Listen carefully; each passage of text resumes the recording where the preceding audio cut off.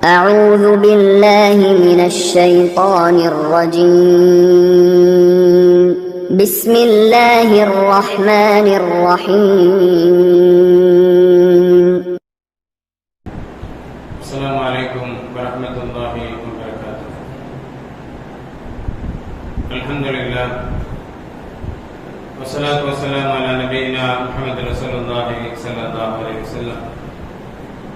أعوذ بالله من الشيطان الرجيم. بسم الله الرحمن الرحيم. وربك فكبر وثيابك فطهر. புகழும் புகழ்ச்சியும் இல்லாமல்ல அல்லாஹ் ஒருவருக்கு, அல்லாஹ்வின் சாந்தியும் சமாதானமும் முஹம்மது ரசூலுல்லாஹி ஸல்லல்லாஹு அலைஹி வஸல்லம் அவர்கள் மீதும், அவர்களை பின்பற்றி வாழ்ந்த உத்தம சத்திய சஹாபாக்கள், தாபிஈன்கள், தபஅத் தாபிஈன்கள், உலக முஸ்லிம்கள், முஸ்லிம்கள், நம் முன்னோர்கள், நம் சந்ததிகள், குறிப்பாக நம் அனைவர்கள் மீதும் என்றென்றும் உண்டாவதாக. ஆமீன். கண்ணியத்திற்குரியவர்களே, புனிதமான ரமலானுடைய மாதத்தின் தொடக்கத்தில் இறைவனுக்கு பிடித்தமான இறை இல்லத்தில் ஒன்று கூடி இறைவனை தொழுது இறையருளை பெறுவதற்கு அல்லாஹ் ரப்பல் ஆலமீன் நம்மை இங்கே ஒன்று சேர்த்திருக்கிறார். அல்ஹம்துலில்லாஹ். எல்லாம் அல்லாஹ் இது போல சுவனத்திலும் ஜன்னத்துல் ஃபிர்தௌஸில் நபிமார்கள் நல்லோர்களோடு நம்மையும் நம் சந்ததிகளையும் உலக முஸ்லிம்கள், முஸ்லிம்களையும் நம் முன்னோர்களையும் ஒன்று சேர்த்து அருள் புரிவானாக. ஆமீன். கண்ணியத்திற்குரியவர்களே, ரமலானுடைய மாதத்தில் சில பல நல்ல அமல்களை நாம் செய்வோம். நாம் செய்திட்ட அமல்கள் ஏதோ ஒரு வகையில் குறைபாடு உடையதாக இருந்தால் அல்லாஹ் அவனுடைய கருணையினால் அதை மன்னித்து அதற்குண்டான முழு பலனையும் நன்மையையும் நம்மவர்களுக்கு தந்து அருள் புரிவானாக. ஆமீன். நாம் செய்யக்கூடிய அமல்களில் மிக முக்கியமான சில அமல்கள் இருக்கிறது. அதுல ஒன்று தொழுகை. ஏனைய மாதங்களில் ஃபர்லான தொழுகை, சுன்னத்தான தொழுகை என்று நாம் தொழுது கொண்டிருக்கக்கூடிய நாம், புனிதமான ரமலானுடைய மாதம் வந்துவிட்டால் ஃபர்லை கடந்து சுன்னத்தான தொழுகை, நஃபிலான தொழுகை, வாஜிபான தொழுகை என்று இன்னும் சொல்ல போனால் தஹஜ்ஜுடைய தொழுகையும் தொழக்கூடியவர்கள் நம்மில் பலர் உண்டு. அன்பானவர்களே, இந்த தொழுகையினுடைய விஷயத்தில் மிக முக்கியமானது நம்மை நாம் சுத்தப்படுத்திக் கொள்வது. ரமலானில் செய்யக்கூடிய அமல்களில் மிக முக்கியமானது தொழுகை. அந்த தொழுகையில் சுத்தத்தை நாம் சரியான முறையாக பேணினால் மட்டும்தான் தொழுகை தொழுகையாக இருக்கும். ஏன் அப்படின்னா, கண்மணி நாயகம் ஸல்லல்லாஹு அலைஹி வஸல்லம் அவர்கள் சொல்வார்கள், அத்-துஹூரு ஷத்ருல் ஈமான். சுத்தம் என்பது ஈமானில் பாதி என்பதாக பெருமானார் ஸல்லல்லாஹு அலைஹி வஸல்லம் அவர்கள் சொல்வார்கள். உடலை ஒழுவின் மூலமாக நாம் சுத்தப்படுத்துகிறோம். நம்முடைய ஆடைகளையும் நாம் சுத்தமாக வைக்கணும். அல்லாஹ் குர்ஆனில் சொல்கிறான், வரப்பக ஃபகப்பிர். இறைவனை நீங்கள் பெருமைப்படுத்துங்கள். வஸியாபக ஃபதஹிர். உங்கள் ஆடைகளை பரிசுத்தமானதாக ஆக்கிக் கொள்ளுங்கள் என்று அல்லாஹ் ரப்பல் ஆலமீன் சொல்கிறார். அப்ப இறைவனை நாம் தொழுகின்ற போது நம்முடைய உடலை ஒழுவின் மூலமாக சுத்தப்படுத்தணும். சுத்தமான ஆடைகளை நாம் அணிந்து கொள்ளணும்.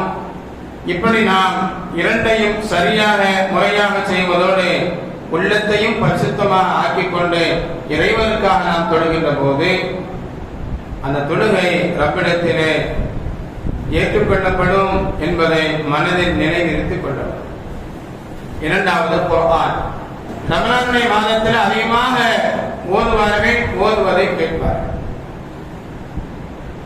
மற்ற மாதங்களில் ஓதுவதை விட ரமலானுடைய மாதத்தில் அதிகமாக குர்ஆன் ஓதப்படுகிறது. கண்ணியத்திற்குரியவர்களே, இந்த குர்ஆன் நாளை மறுமை நாளில் நமக்காக பரிந்துரை செய்யும். நோன்பு எப்படி நோன்பு வைத்தவர்களுக்கான பரிந்துரை செய்கிறதோ அதுபோல குர்ஆனும் என்ன செய்யும்? பரிந்துரை செய்யும். கண்மணி நாயகம் ஸல்லல்லாஹு அலைஹி வஸல்லம் அவர்கள் ஹக்கீம் இப்னு ஹிஸாம் ரலியல்லாஹு தஆலா அன்ஹு அவர்களை யமனுக்கு அனுப்புகின்ற நேரம் ஸல்லல்லாஹு அலைஹி வஸல்லம் அவர்கள் அந்த சஹாபிக்கு சில செய்திகளை சொல்லி அனுப்பினார். அதுல ஒண்ணு, நீங்க சுத்தமாக இருக்கும்போது குர்ஆனை தொடுங்கள் என்று பெருமானார் ஸல்லல்லாஹு அலைஹி வஸல்லம் சுத்தமாக இருக்கும்போது குர்ஆனை தொடுங்க. நாம சுத்தப்படுத்தக்கூடிய விஷயத்துல ரொம்ப கவனமா இருக்கணும் அப்படிங்கிற விஷயத்தையும் ஸல்லல்லாஹு அலைஹி வஸல்லம் அவர்கள் இந்த செய்தியின் மூலமாக நமக்கு சொல்கிறார். சுத்தமாக இருக்கின்ற போதுதான் குர்ஆனை தொட வேண்டும் என்கிற நபிமொழி ஹாக்கிம் அப்படிங்கிற கிதாபில் பதிவு செய்யப்பட்டிருக்கு. அன்பானவர்களே, குர்ஆனை தொடுவதற்கு ஒலி என்பது அவசியமானது. குர்ஆனை ஒருத்தன் ஓதுறோம், குர்ஆனை ஒரு மனிதன் ஓதுகிறான், அல்ஹம்து லில்லாஹ் தெரியும், குல் அல்லாஹ் தெரியும், குல் பிரபில் ஃபலக் தெரியும், குல் பிரபில் நாஸ் தெரியும், யாசின் சூரா தெரியும், இப்படி சில சூறாக்கள் நமக்கு மனப்பாடம் இருக்குன்னு வைங்க. அதை நடக்கின்ற போதும், வேலை செய்கின்ற போதும், நேரம் கிடைக்கின்ற போதும், படுக்கையில் இருக்கின்ற போதும் மனிதன் ஓதிக்கொண்டிருக்கிறார். குர்ஆனை தொடாமல் ஓதுவதற்கு ஒலி என்பது கட்டாயம் இல்லை. குர்ஆனை தொடுவதற்கு ஒலி என்பது ரொம்ப அவசியமானது. இன்னும் சில சட்டங்கள் என்ன அப்படின்னா, குர்ஆனை ஓதுகின்ற போது கூட நாம ஒலிவோடு இருக்கணும் அப்படிங்கிறது கட்டாயம் அல்ல, ஆனால் சுத்தமாக இருக்கணும் அப்படிங்கிறத மார்க்க நமக்கு சொல்லுது. அது என்னங்க, ஒலிவோடு இருக்கணும் அப்படிங்கிறது கட்டாயம் இல்லை, ஆனா சுத்தமாக இருக்கணும் அப்படின்னு சொன்னா, ஆணோ பெண்ணோ யாருக்காவது குளிப்பு கடமையாக இருந்தா அவங்க குர்ஆனை ஓதக்கூடாது. குர்ஆனை தொடக்கூடாது என்பது மட்டுமல்ல, குர்ஆனை ஓதக்கூடாது. அதுபோல மாதவிடாய் பெண்கள், அந்த பெண்களும் என்ன செய்யக்கூடாது, குர்ஆனை ஓதக்கூடாது.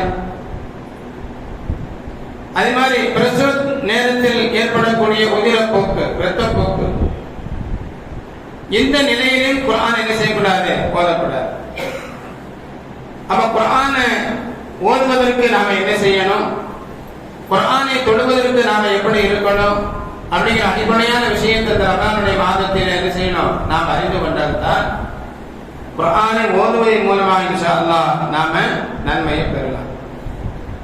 அது தெரியாம குர்ஆனை நாம் சுத்தமில்லாத நிலையில் ஓதிட்டோம் அப்படின்னு சொன்னா நன்மைக்கு பதிலாக பாவத்தை மனிதன் பெற்றுக் கொள்வார் அப்படிங்கிற விஷயத்தை நாம புரிந்து கொள்ளலாம்.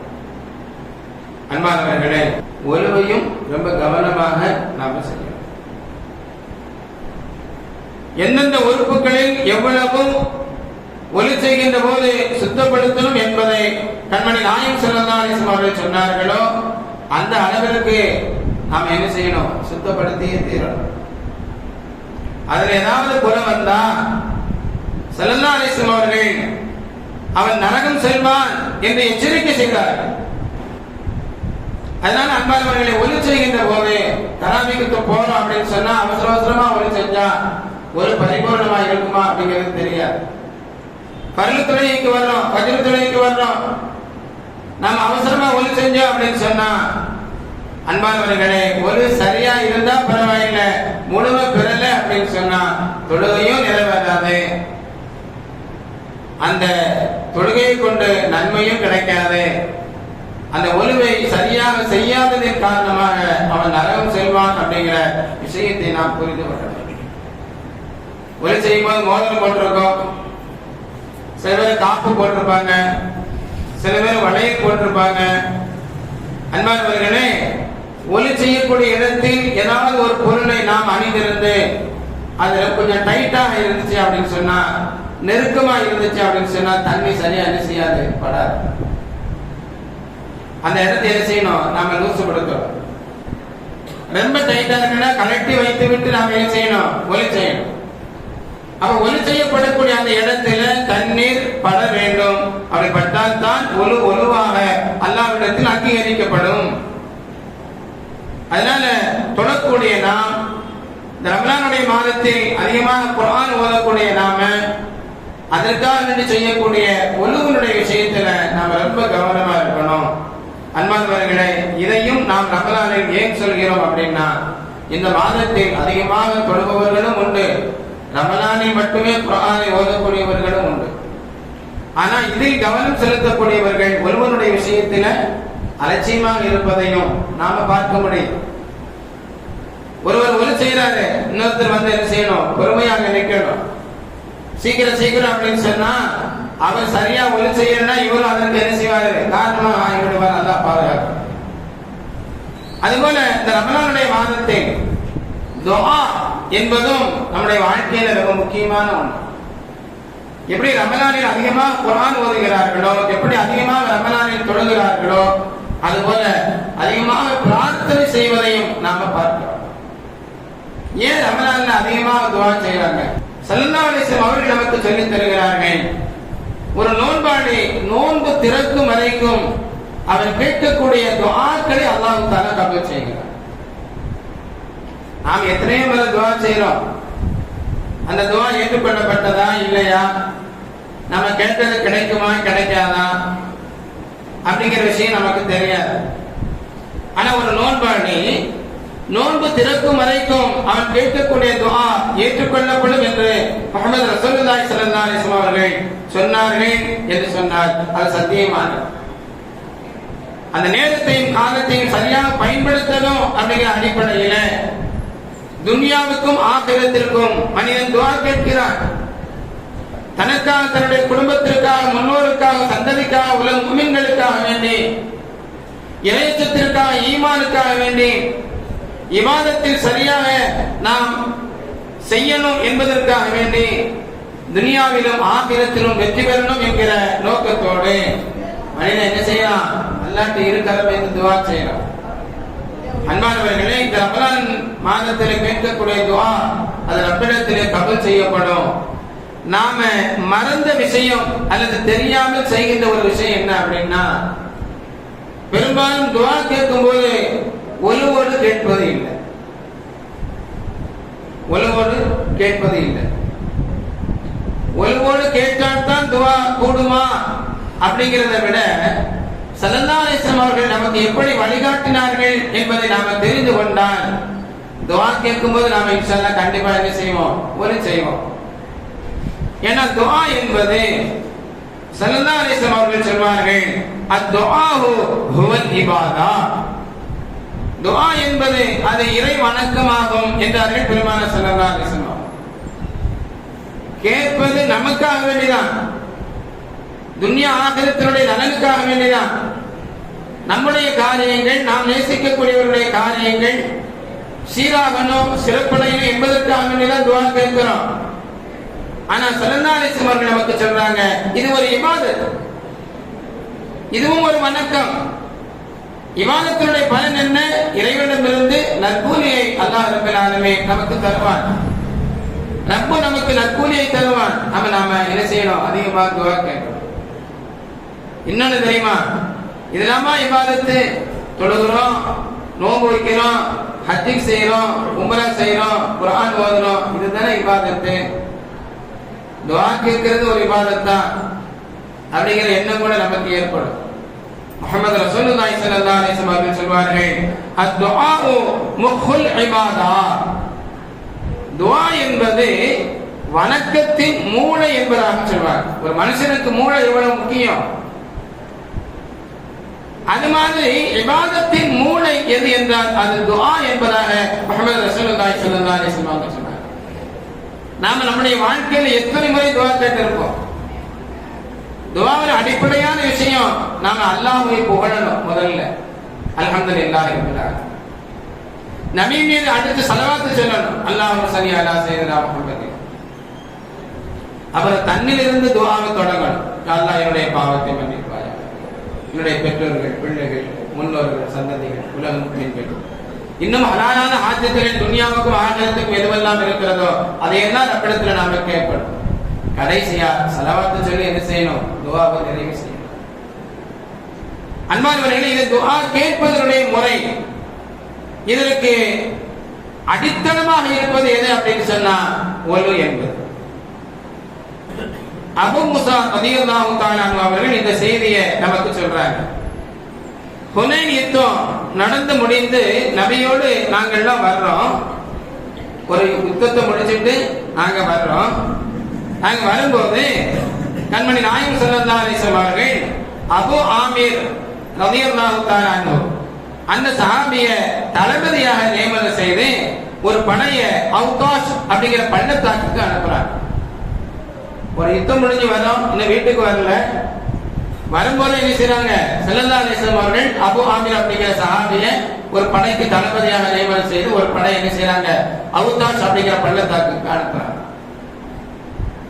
இந்த சஹாபி போறாங்க.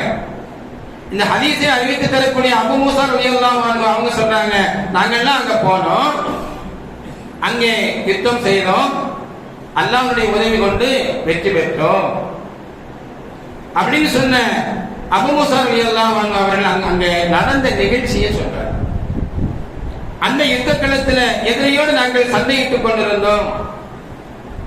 அந்த நேரத்தில் தளபதியாக நியமிக்கப்பட்ட அபூ ஆமீர் ரலியல்லாஹு தஆலா அன்ஹு அவர்களுடைய முழங்காலில் ஒரு அம்பு அப்படியே குத்தி நின்றது. அம்பால் தாக்கப்பட்டார்கள் அபூ ஆமீர் ரலியல்லாஹு அன்ஹு அவங்க. நான் அபூ ஆமீர் ரலியல்லாஹு தஆலா அன்ஹு அவங்களுக்கு பக்கத்துல போனேன்.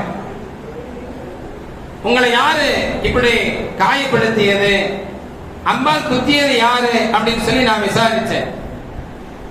அப்ப அபூ ஆமீர் ரலியல்லாஹு அன்ஹு அவங்க சொன்னாங்க, ஜுஷம் குலத்தை சார்ந்த ஒருவன், அவன் தான் என்னுடைய காலில் அம்பை எய்தான் அப்படின்னு சொல்லி சொன்னாங்க. அவன் யாருன்னு எனக்கு அடையாளம் காட்டுங்கன்னு நான் கேட்டேன். அந்த சஹாபி அடையாளம் காட்டினாங்க.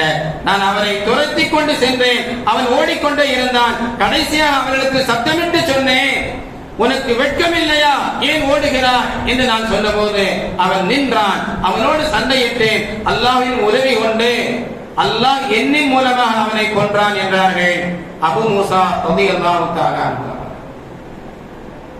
தன்னுடைய அன்பு சகோதரனை காயப்படுத்திய, அவர்கள் ஷஹீதாகுவதற்கு காரணத்தை ஏற்படுத்திய அந்த ஜுஷம் குலத்தை சார்ந்த அவனை கொன்றுவிட்டு திரும்பிய அபூ மூஸா ரலியல்லாஹு அன்ஹு அவங்க காயத்தோடு இருக்கின்ற அபூ ஆமீர் ரலியல்லாஹு தஆலா அன்ஹு அவங்களுக்கு அருகில் வந்து சொன்னார்கள், அல்லாஹ் தஆலா என்னின் மூலமாக அவனை கொன்று விட்டார் அப்படின்னு சொல்லி சொன்னாங்க.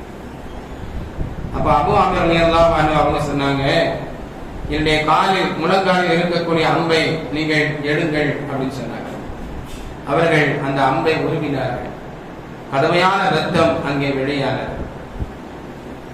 அந்த சஹாபி புரிந்து கொண்டார்கள், நமக்கு ஷஹீதாகக்கூடிய நேரம் நெருங்கிருச்சுன்னு புரிஞ்சுக்கிட்டாங்க.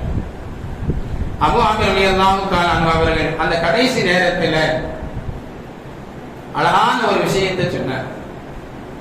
அன்பானவர்களே, ஈமானில் பலகீனமாக இருக்கக்கூடிய நாம தெரிந்து கொள்ள வேண்டிய, வாழ்க்கையில் மறக்காமல் வைத்து மற்றவர்களுக்கு சொல்லக்கூடிய முக்கியமான ஒரு விஷயத்தை சொன்னார். நம்மில் யாராவது, நம்முடைய குடும்பத்தில் யாராவது, நாம் சந்திக்கக்கூடிய மனிதனில் யாராவது மரண நேரத்தை நெருங்கி சுய நினைவோடு கொஞ்ச நேரம் பேசக்கூடிய ஒரு வாய்ப்பு கிடைச்சா என்ன பேசுவோம்? குடும்பத்திற்கு ஆறுதலான வார்த்தைகளை சொல்லுவோம். இவருக்கு நான் கடன் கொடுக்க வேண்டும் அல்லது கடன் இவர்கள் தர வேண்டும் அப்படிங்கிற விஷயத்தை சொல்லுவார். தன்னுடைய பணம், காசுகள், நகைகள் எங்கே வைக்கப்பட்டிருக்கிறது அப்படிங்கிற விஷயத்தை சொல்லுவார். சில மனிதர்கள் இறைவனுக்கு பயந்து நீங்க வாழணும், இவரை நீங்க பார்த்துக் கொள்ளணும் அப்படின்னு சொல்லி பொறுப்பு சாட்டக்கூடிய மனிதர்களை நாம பார்க்கணும். சஹாபாக்கள் நமக்கு அழகான ஒரு வழியை காட்டித் தருகிறார்கள். அபூ ஆமீர் ரலியல்லாஹு தஆலா அன்ஹு அவர்கள் தன்னுடைய முழங்காலில் இருந்த அம்பை எடுத்த பின்பு தன்னுடைய அன்பு சகோதரர் அபூ மூஸா ரலியல்லாஹு அன்ஹு அவங்களுக்கு சொல்றாங்க, நீங்கள் முஹம்மது ரசூலுல்லாஹி ஸல்லல்லாஹு அலைஹி வஸல்லம் அவர்களிடம் சென்று நான் சொன்ன ஸலாத்தை, என்னுடைய ஸலாத்தை அவர்களுக்கு சொல்லுங்கள். என்னுடைய ஸலாத்தை சொல்லுங்கள். இன்னும் நபியிடத்திலே நீங்கள் சொல்லுங்கள், எனக்காக வேண்டி பாவ மன்னிப்பு கேட்பதற்கு முஹம்மது ரசூலுல்லாஹி ஸல்லல்லாஹு அலைஹி வஸல்லம் அவர்கிட்ட சொல்லுங்கன்னு சொன்னாங்க. ரெண்டு முக்கியமான, நாம் நேரடியாக நபியை சந்திக்கின்ற போது சலாம் சொல்லணும் என்பது மட்டுமல்ல, நாம ஒரு மனிதத்தை ஒரு செய்தி சொல்லி அனுப்புறோம், வெறுமனே செய்தியை மட்டும் சொல்லி அனுப்பாமல் முதல்ல சலாத்தை சொல்லி அதற்கடுத்து செய்தியை சொல்லணும் அப்படிங்கிற விஷயத்தை சஹாபாக்களுடைய வாயிலாக நாம் கற்றுக்கொள்ள முடிகிறது. அன்பானவர்களே, அபூ மூஸா ரலியல்லாஹு அன்ஹு அவங்க சொன்னாங்க, என்னிடத்தில் இந்த சஹாபி சொன்ன பின்பு நபியால் தளபதியாக நியமிக்கப்பட்ட இந்த சஹாபி ஷஹீதாகக்கூடிய நேரத்தில் இன்னொரு விஷயத்தையும் செஞ்சாங்க. என்னை பொறுப்பாளியாக மக்களுக்கு தளபதியாக நியமனம் செய்துவிட்டு சிறிது நேரத்தில் ஷஹீதாக ஆனார்கள் அப்படிங்கிற செய்தியை அபூ மூஸா ரலியல்லாஹு அன்ஹு சொல்றாங்க. தன்னுடைய கடமையை மிகச் சரியாக செய்தார்கள் அந்த சஹாபி. மரண நேரம் நெருங்கிடுச்சு, நாம் என்ன செய்யறது? இறந்தால் ஷஹீதுடைய பாக்கியம் தான். அதோடு ஏதோ ஒரு பாவத்தின் காரணமாக நாம் பிடிக்கப்பட்டால் என்ன ஆகுவது என்று அவர்கள் பயந்தார்கள். நபியினுடைய துஆ அது நம்முடைய துஆவை விட பலமானது என்று நம்பிக்கை கொண்டார்கள். அது சத்தியமானதும் கூட. நபியிடத்திலே பாவ மன்னிப்பு தனக்காக தேடும்படி கேட்டுக் கொண்டார்கள். அதை தன்னுடைய நண்பரிடத்திலே சொல்லி அனுப்பினார்கள். நண்பர் என்றால் வயது குறைவு. ஷஹீதான இந்த சஹாபி அவருடைய தந்தைக்கு சகோதரனுடைய அந்தஸ்தில் இருக்கக்கூடியவர். அவன் இந்த சஹாபி ஒரு செய்தியை சொல்லி அனுப்புறாங்க. இப்போ அபூ மூஸா ரலியல்லாஹு அன்ஹு அவர்கள் நபியை சந்திக்க வர்றாங்க. வந்தவங்க அங்க நடந்த நிகழ்ச்சியை சொன்னாங்க. அபூ ஆமீர் ரலியல்லாஹு அன்ஹு அவர்கள் சொன்ன செய்தியையும் சொன்னாங்க. உங்களுக்கு சலாம் சொன்னாங்க. அவர்களுக்காக வேண்டி பாவ மன்னிப்பு தேடும்படி நபியை நாயகமே உங்கள்கிட்ட சொல்ல சொன்னாங்க. அப்ப ஸல்லல்லாஹு அலைஹி வஸல்லம் அவங்க ஒரு கட்டில்ல படுத்திருந்தாங்க. கயிறு கட்டு, பேரித்தம்பர நாரினால் செய்யப்பட்ட ஒரு கட்டு. சொல்ல போன சஹாபி சொல்றாங்க, முஹம்மது ரசூலுல்லாஹி ஸல்லல்லாஹு அலைஹி வஸல்லம் அவருடைய முதுகிலும் அவருடைய விலாப்புறங்களிலும் அந்த கயிறின் அடையாளத்தை நான் கண்டேன். அவ்வளவு அழுத்தமானதாக இருந்துச்சு. நபியினுடைய வாழ்க்கை அப்படித்தான் கடந்தது. இப்ப ஸல்லல்லாஹு அலைஹி வஸல்லம் அவரிடத்தில் சொன்ன போது கண்மணி நாயகம் ஸல்லல்லாஹு அலைஹி வஸல்லம் அவர்கள் சொன்னார்கள், தண்ணீரை கொண்டு வாருங்கள் அப்படின்னாங்க. தண்ணீர் கொண்டு வரப்பட்டது. முஹம்மது ரசூலுல்லாஹி ஸல்லல்லாஹு அலைஹி வஸல்லம் அவர்கள் ஒலி செய்தார்கள். தொழுகைக்காக வேண்டிய அல்ல, குர்ஆன் ஓதுவதற்காக வேண்டிய அல்ல, துஆவை கேட்பதற்காக வேண்டி முஹம்மது ரசூலுல்லாஹி ஸல்லல்லாஹு அலைஹி வஸல்லம் அவர்கள் ஒலி செய்தார்கள். இந்த செய்தி புகாரியிலே பதிவு செய்யப்பட்டது. 43:23 4323வது ஹதீஸாக பதிவு செய்யப்பட்டது. ஸல்லல்லாஹு அலைஹி வஸல்லம் அவர்கள் ஒலி செய்தார்கள். ஒலி செய்துவிட்டு ரப்பிடத்தில் இரு கரம் ஏந்தி அந்த சஹாபிக்காக வேண்டி பாவ மன்னிப்பு தேடினார்கள். யா அல்லாஹ், அவருடைய பாவங்களை மன்னிப்பாயாக. மறுமை நாளில் உன்னுடைய படைப்புகளாக இருக்கக்கூடிய மனிதர்களில் பலர்கள் அந்தஸ்தை அடைந்திருப்பார்கள். அந்த பலரை விட இவர்களுடைய அந்தஸ்தை நீ உயர்த்தி ரப்பே என்று கண்மணி நாயகம் ஸல்லல்லாஹு அலைஹி வஸல்லம் அவர்கள் துஆ செய்தார்கள். கைகளை உயர்த்தி துஆ செய்தார்கள். இந்த சஹாபி சொல்றாங்க, நபியினுடைய அக்குள் வெண்மை பகுதியை நான் பார்த்தேன். அந்த அளவு கைகளை உயர்த்தி முஹம்மது ரசூலுல்லாஹி ஸல்லல்லாஹு அலைஹி வஸல்லம் அவங்க துஆ கேட்டாங்க. அப்படி துஆ கேட்ட போது அபூ மூஸா ரலியல்லாஹு அன்ஹு அவங்க சொல்றாங்க, யா ரசூலல்லாஹ், என்னுடைய பாவங்களும் மன்னிக்கப்படுவதற்கு துஆ செய்யுங்க அப்படின்னாங்க. உடனே ஸல்லல்லாஹு அலைஹி வஸல்லம் அவர்கள் அவருடைய பாவங்களை மன்னிக்கப்படுவதற்கும் அல்லாஹ்விடத்திலே துஆ செய்துவிட்டு, யா அல்லாஹ், இவருடைய பாவத்தை மன்னிப்பதோடு மறுமை நாளிலே கண்ணியமான இருப்பிடத்தை இவருக்கு நீ கொடு ரப்பே என்று முஹம்மது ரசூலுல்லாஹி ஸல்லல்லாஹு அலைஹி வஸல்லம் நம்மகிட்ட யாராவது துஆ செய்யுங்க அப்படின்னு சொன்னா சரிங்கன்னு சொல்லிட்டு வர்றோமே தவிர, யாரெல்லாம் துஆ கேட்க சொன்னாங்களோ, எதற்காக வேண்டி துஆ செய்ய சொன்னாங்களோ அந்த விஷயத்துல நாம எப்படி நடந்துக்கிறோம் அப்படிங்கறத யோசிச்சு பார்க்கணும். அது முக்கியமான ஒரு பொறுப்பு. ஒருத்தவங்க சலாம் சொல்ல சொல்றாங்க, சரிங்கன்னு சொல்லிட்டு சலாம் சொல்லாம இருந்தா நாம குற்றவாளி. அது ஒரு அமானிதம் உங்களிடத்தில் ஒப்படைக்கப்பட்டிருக்கிறது. அதை என்ன செய்யணும்? கொண்டு போய் சேர்க்கணும். துஆ செய்யுங்கன்னு சொல்றாங்க, சரின்னு சொல்றோம், அந்த வாக்குறுதியை நாம என்ன செய்யணும்? நிறைவேற்றணும். யாரெல்லாமோ சொன்னாங்க, எதற்கெல்லாமோ சொன்னாங்க அப்படிங்கிற எண்ணம் ஏற்பட்டால் ரப்பிடத்தில் நாம் துஆ கேட்கும் போது யாரெல்லாம் என்னிடத்தில் யாரெல்லாம் துஆ கேட்க சொன்னார்களோ, எதற்காக வேண்டி கேட்க சொன்னார்களோ அவருடைய ஹலாலான ஆசைகளை துன்யாவிலும் ஆகிரத்திலும் நிறைவேற்றிக் கொள்றப்பே நான் மறந்துட்ட எவ்வளவோ விஷயங்கள் இருக்கிறது, அத்தனை விஷயங்களுக்காக நான் உன்னிடத்தில் துஆ செய்கிறேன் அப்படின்னு சொல்லியாவது என்ன செய்யணும்? குறைந்தபட்சம் துஆ செய்யணும். அன்பானவர்களே, இந்த நிகழ்வு நமக்கு சொல்லக்கூடிய விஷயம், நாம துஆ கேட்பதற்கு முன்பு நாம ஒலி செய்யணும். அவர் தொழுவதற்கு முன்பு நம்முடைய ஒழுவை நாம் சரியாக முறையாக செய்யணும். குர்ஆன் ஓதுவதற்கு முன்பு ஒலி செய்யணும். துஆ கேட்பதற்கு முன்பு நாம ஒலி செய்யணும். நாம் இந்த அமல்களை செய்கின்ற போது வெளி விஷயத்தில் மட்டுமல்ல, அதாவது ஒலி செய்யறோம், ஆடைகள் சுத்தமா இருக்குது, இந்த சுத்தம் மட்டுமல்ல, உள்ளங்களை நாம என்ன செய்யணும்? சுத்தமா வைக்கணும். அது ரொம்ப முக்கியமானது. ஏனோ நானோ என்று நாம் தொழுதால் அது அந்தஸ்து வராது. அல்லாஹ் குர்ஆனில் சொல்லுவான், ஃபவைலுல் லில் முஸல்லி, தொழக்கூடியவர்களுக்கு கேடு உண்டாகட்டும். அல்லதீனஹும் அன் ஸலாத்திஹிம் சாஹூன், அவர்கள் தொழுகையை அலட்சியப்படுத்துகிறார்கள். அல்லதீனஹும் யுராஊன், மற்றவர்கள் பார்க்க வேண்டும் என்பதற்காக வேண்டி தொழுகிறார்கள். இது என்ன தொழுகையா? இவர்களுக்கு கேடு உண்டாகட்டும் என்று அல்லாஹ் ரப்பல் ஆலமீன் சொல்கிறார். நம்முடைய உள்ளத்தை தூய்மையாக ஆக்கிக் கொண்டு ரப்புக்காக வேண்டி நாம் என்ன செய்யணும்? தொழணும். நாம இங்க இருக்கிறோம், உள்ளங்கள் ஊர் சுற்றினால் அது தொழுகையாக இருக்குமா? நாம அல்லாஹ்ட்ட துஆ கேட்கிறோம், அந்த துஆவில் நமக்கு அச்சம் இருக்க வேண்டும். இரண்டு விஷயங்கள் இந்த துஆவில் ஒன்று சேரணும். ஒன்று இறைவன் மீது நம்பிக்கை, ரெண்டு தன்னுடைய நிலை குறித்து உண்டான எண்ணம். நாம துஆ கேட்டு அல்லாஹ் துஆவை ஏற்றுக்கொள்ளனா என்ன செய்யறது அப்படிங்கிற பதட்டம் உள்ளத்தில் இருக்கணும். ரப்பு ஏற்காமல் இருக்க முடியுமா? அவன் கருணையாளன், இரக்கமுடையவன், ரப்பு ஏற்றுக்கொள்வான் அப்படிங்கிற எண்ணமும் இருக்கணும். ஒரு நீண்ட தூரம் பயணம் செய்த ஒரு மனிதர், ஏன்னா பயனாளிகளுடைய துஆ கபூல் செய்யப்படும் என்பது நபிமொழி.